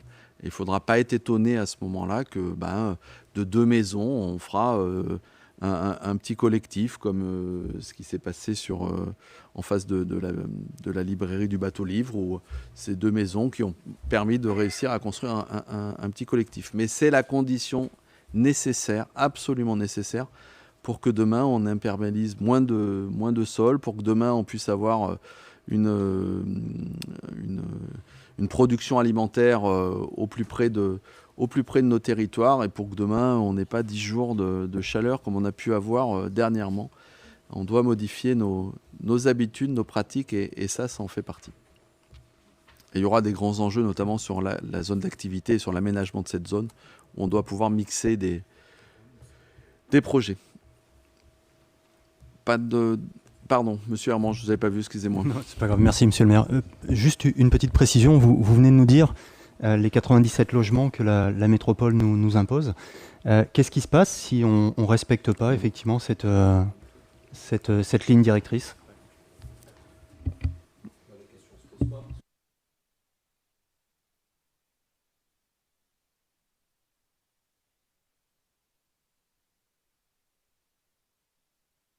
La résidence bucolique portée par Bouygues, Domia et Assemblia remplira déjà ça pour la première année, sachant qu'on a des projets qui vont arriver par la suite. Le maire l'a évoqué tout à l'heure, on est sur un projet vraiment très intéressant parce qu'il regroupe toutes les caractéristiques qu'on vient d'énumérer, du logement social, de l'accession sociale, de la promotion privée, du locatif, du petit pavillonnaire, du logement intermédiaire et du grand collectif. Et en diffus, c'est-à-dire que sur un même palier, vous pourrez avoir, et en même temps du locataire, de chez Assemblia, un accession à la propriété de chez Domia, et puis après du locataire privé pour des investisseurs. Après, sincèrement, je ne crois pas qu'on ait de sanctions particulières si on ne rentre pas dans les critères. Mais ça a été travaillé pour qu'on puisse rentrer là-dedans, donc je ne me fais aucun souci pour qu'on réussisse à relever le challenge. Pour répondre précisément à votre question, il n'y a pas de sanction. C'est un objectif, une ambition qui nous est fixée et qu'on devrait réussir à atteindre, sauf si demain le coût des matières premières explose et qu'il y a des projets qui s'arrêtent, sauf si demain le coût du mètre carré est tellement important qu'il n'y a plus possibilité de commercialiser, donc il n'y aura pas de projet, etc. Donc dans les conditions actuelles, c'est tenable. Et c'est ce travail qui a été fait avec les 21 communes pour que chacun s'engage sur quelque chose qui est possible et sur lequel et qui est préférable, on va dire, pour l'ensemble de notre métropole. D'autres commentaires ? Je vous propose de passer au vote. Y a-t-il des avis contraires ? 4 avis contraires, d'accord. Des abstentions ? Et ben, c'est donc adopté. Il faudra nous dire pourquoi vous votez contraire. Vous avez le droit de ne pas le dire, mais c'est bien aussi que... Tout à fait. Mais moi, j'aime bien quand les gens y votent et ils s'expriment pour dire pourquoi ils votent. Mais ça vous regarde. Bien. Oui, je ne sais pas. Alors, c'était le rapport numéro 23. Et on a le droit de les exprimer, de dire pourquoi.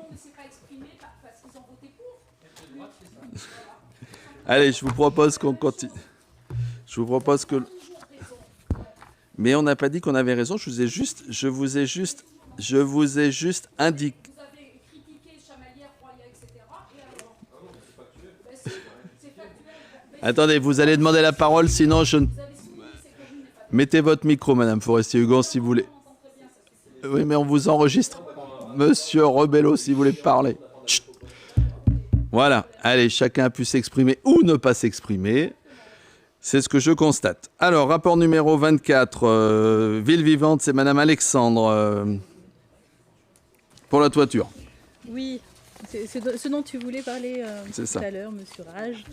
Donc effectivement, toujours sur notre centre de loisirs, donc c'est un édifice qui a de nombreuses années derrière lui, qui a beaucoup servi et qui on espère va servir encore longtemps. C'était sur le mandat précédent posé beaucoup de questions sur cet édifice et nous avons pris la décision avec le centre de loisirs de le reconstruire au fur et à mesure sur sa coquille. C'est-à-dire on va commencer par refaire le toit et donc c'est pour ça qu'il y a une demande, un dépôt d'une déclaration préalable. Voilà, donc peu à peu on va reconstruire sur lui-même ce centre de loisirs, qui le mérite bien. C'est un projet qui est bien sûr partagé avec le conseil d'administration du centre de loisirs, qui, Didier Zimniac nous représentait à l'Assemblée Générale et qui a reçu l'assentiment de ses équipes. Des questions ? Pas de questions, pas d'avis contraire, pas d'abstention, c'est adopté à l'unanimité. Toujours... Ah non, Monsieur Tournade, pardon, sur une subvention exceptionnelle. Merci Monsieur le maire, bonsoir à tous.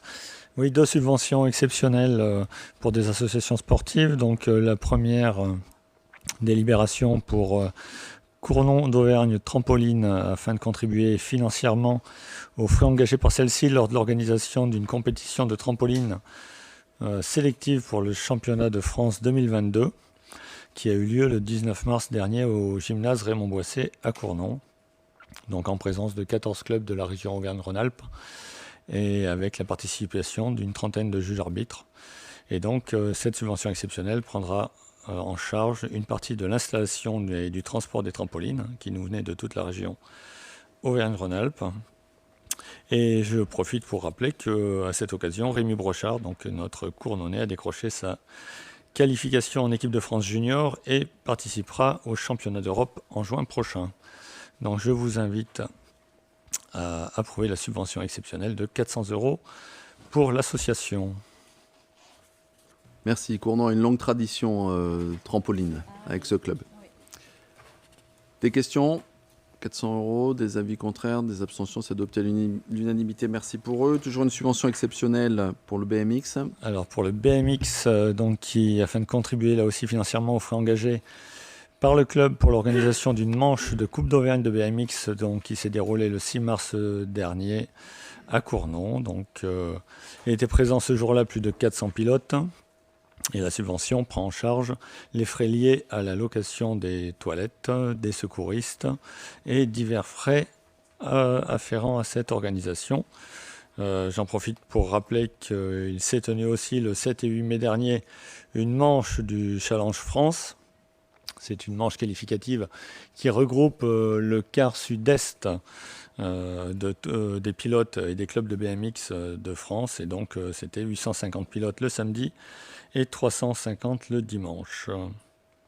Donc pour rappel, le club est extrêmement bien placé au niveau national et certains de ces éléments ont fait des podiums en Coupe d'Europe.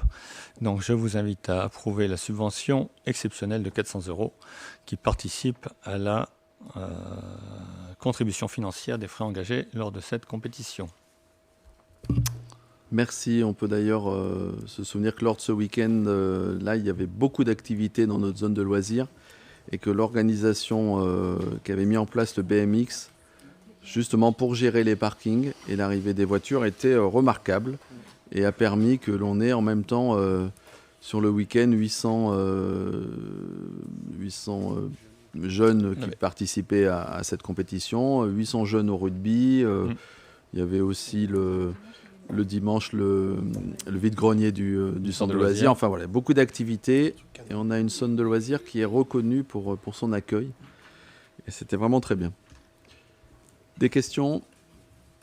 Pas de questions, pas d'avis contraire, pas d'abstention. C'est adopté à l'unanimité. Alors j'ai plusieurs même décisions à vous faire part. Donc une convention tripartite de mise à disposition d'un chalet bois et de 50 barrières de bois pour le 4e Volvic Volcanic Experience.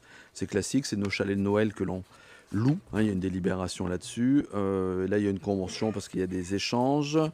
Une autre décision, c'est la convention de mise à disposition à l'association Les Restos du Cœur d'un nouveau lieu, puisque les Restos du Cœur étaient sur un lieu qui est sur la place Gardée. Et donc, dans le cadre du projet Cœur de Ville, il fallait les reloger après avoir fait un travail important avec eux. Et je remercie M. Bournel d'avoir suivi tout ça. Ils sont donc relogés près de nos ateliers, ce qui leur convient très bien. Une somme investie assez importante, puisqu'on n'est pas loin de 50 000 €. Un déménagement qui a été porté, encadré par nos équipes de 14 personnes. 14 agents municipaux qui ont participé à ce déménagement pendant 2 ou 3 jours. Donc voilà, je crois qu'on a réussi à retrouver un lieu très adapté pour les Restos du Cœur et qui leur convient, même s'il reste quelques travaux à mettre en place, et tout ça sans interruption de service. Et c'était absolument essentiel pour les bénéficiaires des Restos du Cœur.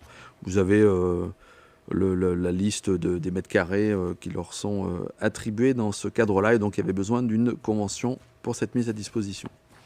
Une autre décision, c'est sur un emprunt d'un montant de 1 500 000 € qui était prévu dans le budget, qu'on a fait rapidement avant que les taux ne remontent.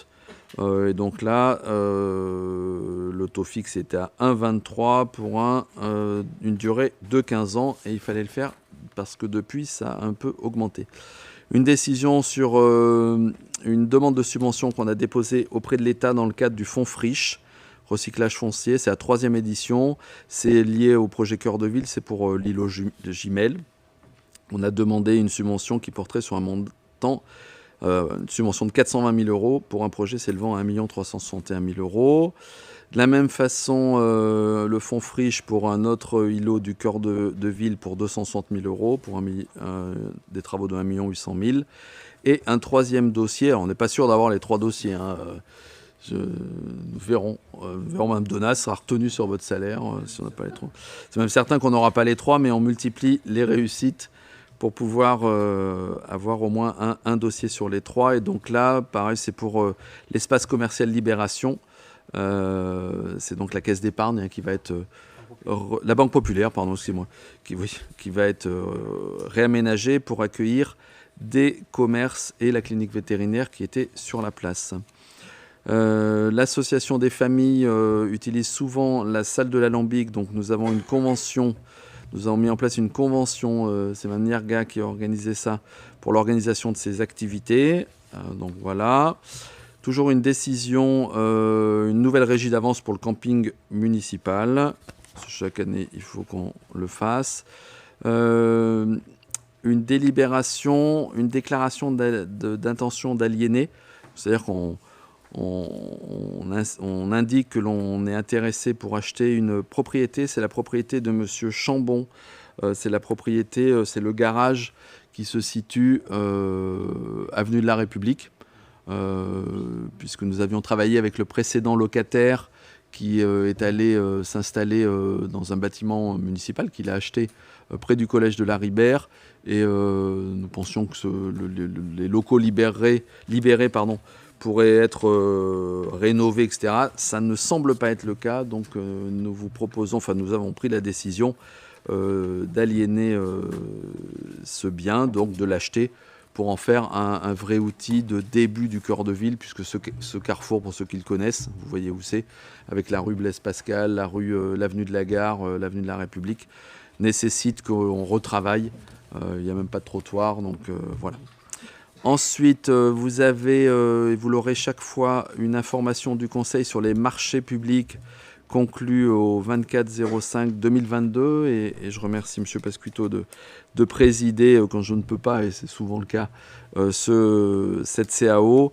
Vous avez donc la liste des marchés qui ont été passés, avec les titulaires qui ont obtenu ces marchés, et les dates de notification et la durée de ces marchés. Pour le moment, nous n'avons pas été, on a encore fait une CAO ce matin, trop impactés par les augmentations des matières premières. On touche du bois en espérant que ça puisse durer. Ça commence un petit peu, mais voilà, pour moi c'est acceptable.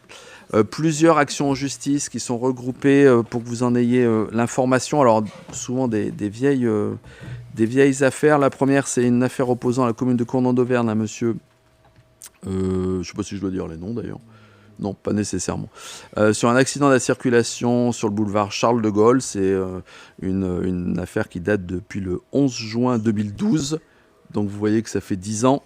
Et donc voilà, vous avez cette affaire. Donc la Cour administrative d'appel de Lyon, le 5 novembre 2020, a condamné la ville à 5 441 €. La société Eurovia a fait appel et par jugement en date du 27/9/2021, le pourvoi de la société Eurovia n'est pas admis. Une autre qui a opposé la ville de Cournon d'Auvergne, c'était l'annulation du plan de prévention des risques naturels prévisibles inondation de l'agglomération clermontoise. C'était donc une affaire qui oppose la commune à la préfète du Puy-de-Dôme, puisqu'à l'époque c'était une préfète. C'est donc quand a été élaboré le plan de prévention des risques naturels prévisibles d'inondation, qui a, entre guillemets, stérilisé quelques 150 hectares, je pense à peu près, sur la plaine de Sarliève. On avait dit à l'époque, enfin le maire de l'époque avait attaqué l'État pour dire qu'il n'était pas d'accord, et nous en sommes aujourd'hui. On a perdu, par jugement rendu le 21 janvier 2020, le tribunal administratif a rejeté la requête de la ville. Et donc, en date du 20/03/2020, la ville a interjeté l'appel.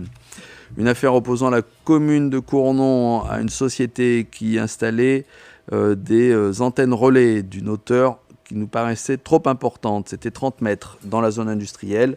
Là aussi, nous avons perdu. Il y a des fois des combats, on sait qu'on va les perdre, mais on aime bien les mener pour montrer quand même qu'on n'est pas du tout d'accord que ça se passe comme ça, ce qui permet que dans les situations suivantes, puisque chacun perd du temps et un petit peu d'argent, on puisse avoir une autre forme de partenariat avec ce type de société. Une affaire qui a opposé la commune à un citoyen pour l'annulation de son permis de construire, et nous avons gagné, et ce citoyen a été condamné le 12/04/2022 à verser la somme de 1 000 € à la commune de Cournant d'Auvergne et 1 000 € à son voisin, puisque c'était un problème de voisinage et de permis de construire qui avait été accepté par la mairie. Ensuite, une affaire qui a opposé la commune à la préfecture du Puy-de-Dôme. Donc, on attaque régulièrement l'État, nous. C'était sur l'usage des pesticides.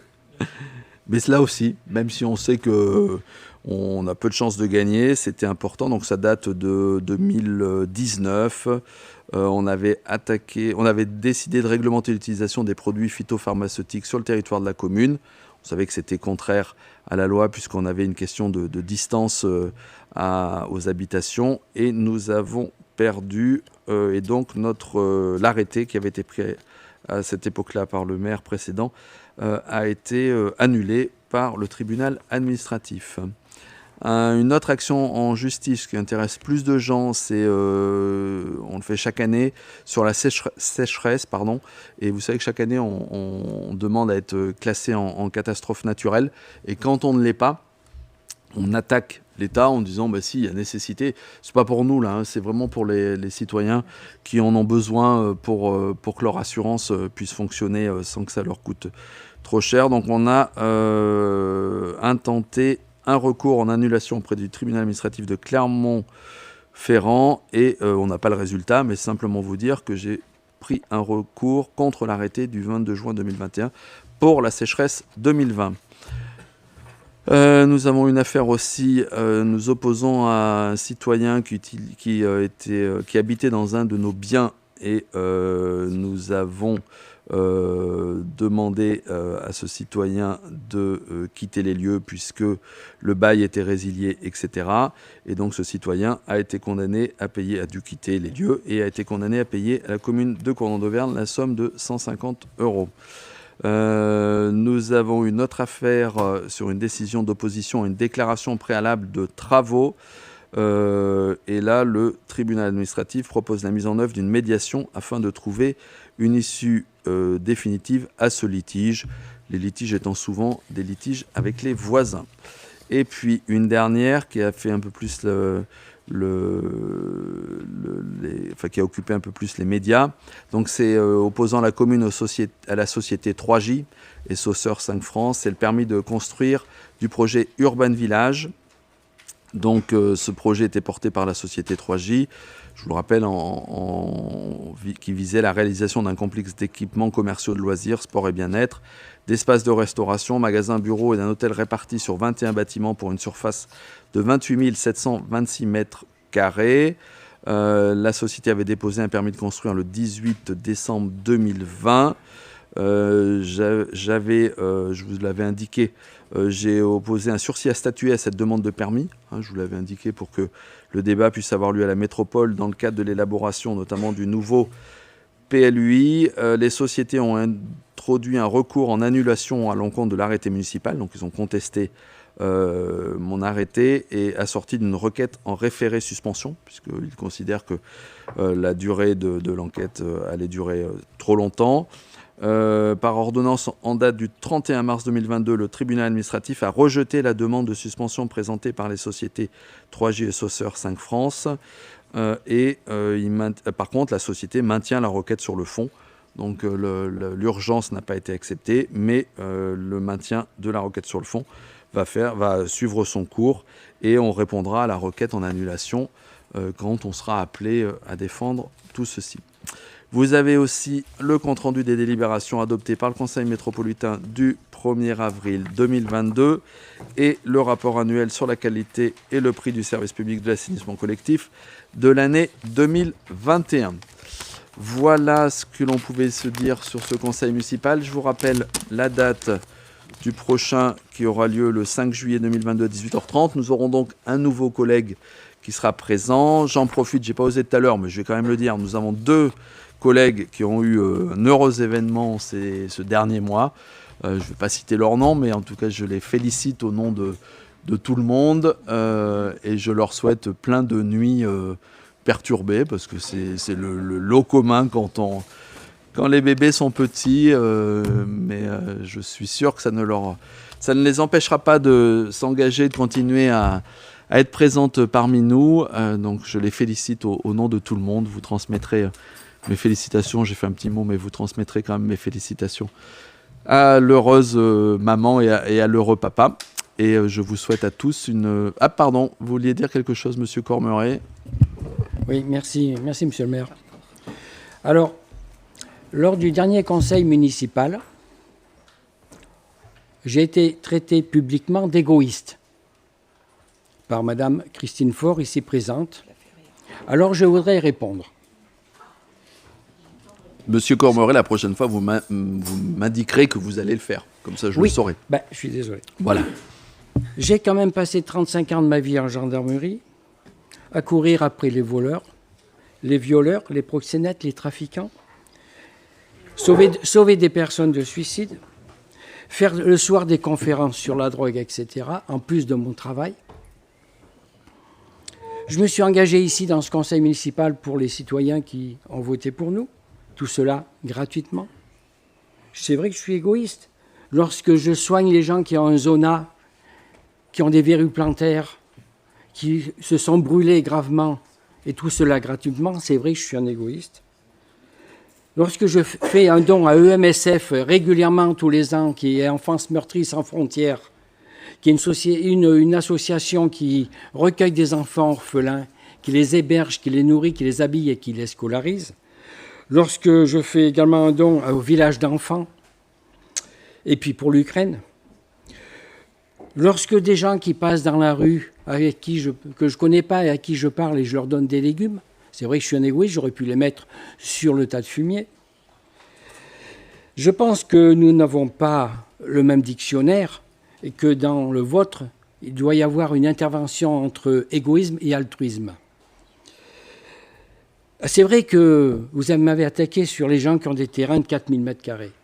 Mais madame, je paye des impôts aussi bien sur le foncier bâti que sur le foncier non bâti. Et je ne suis pas le seul propriétaire, ma fille en est également propriétaire. Et jusqu'à présent, je ne longe pas sur le terrain des autres, je ne regarde pas dans les assiettes des autres, et je n'aime pas qu'on vienne regarder dans mes affaires. En plus, vous ne savez pas ce que je vais faire de ces terrains, il y a très peu de gens qui sont au courant. Alors, je voudrais terminer parce que dans le journal de la montagne, il y a plusieurs dizaines d'années, il y avait en page 2, colonne de gauche, des citations. Et je voudrais en citer deux. La première disait « Je vis dans un monde où on ne comprend que les imbéciles et j'ai peur de ne pas être compris. » La deuxième, elle est un peu différente. Elle dit « Parler pour ne rien dire et ne rien dire pour parler sont les deux principes majeurs de ceux qui feraient bien mieux de la fermer avant de l'ouvrir. » Alors qu'est-ce que j'attends ce soir ? Qu'est-ce que j'attends ce soir? J'attends simplement, publiquement, des excuses de m'avoir traité égoïste.